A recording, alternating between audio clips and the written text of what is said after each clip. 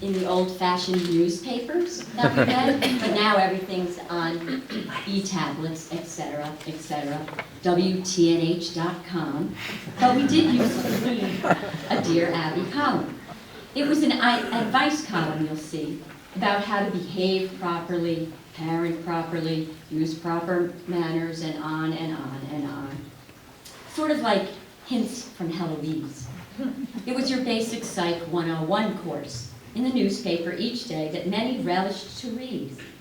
Because Abby gives advice to others, and if you follow Abby in her column, it was the right thing to do. Then you knew you were correct.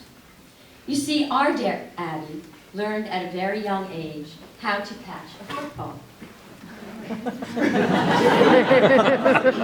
I won't.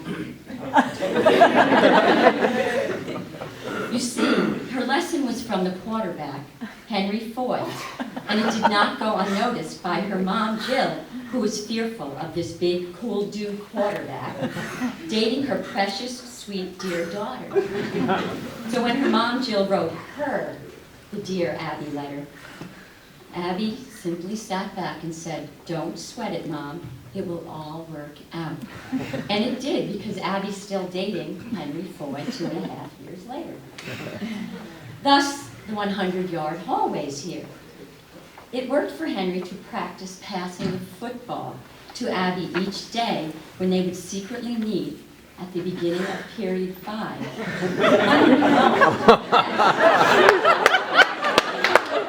Or the head coach. I know a little bit. So my husband has to thank our dear Abby for the undefeated state championship that Now we move on to her sophomore year, when Abby the nerd continues to be a serious student with no other real goal in mind than every day making all the teachers happy.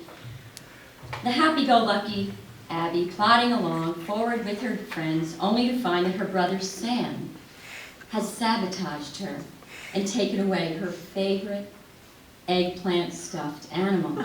But have no fear, Sam. Sam felt a little guilty and wrote to Dear Abby for advice. And sure enough, the eggplant has been rescued, and here it is for you tonight. Your brother Sam couldn't resist playing a prank on his big sister. I'm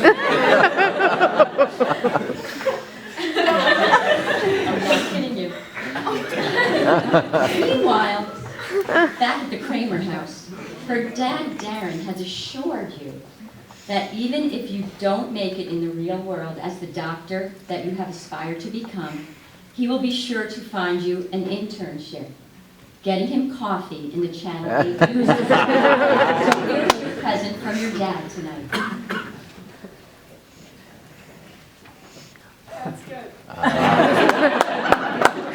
That'll work.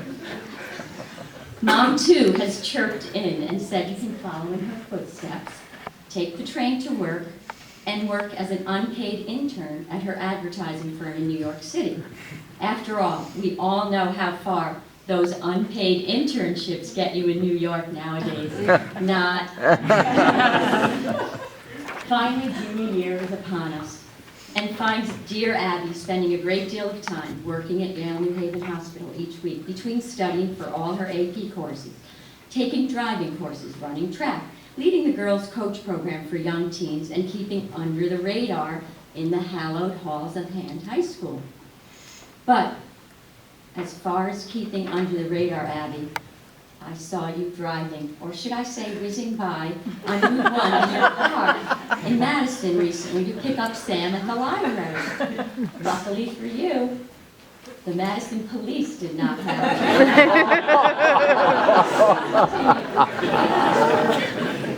it. More seriously now, you see, the thing about you, Abby, is that it makes you so endearing. You are such a dear Abby. You've never lost the curiosity about life around you. You always relish the aha moment.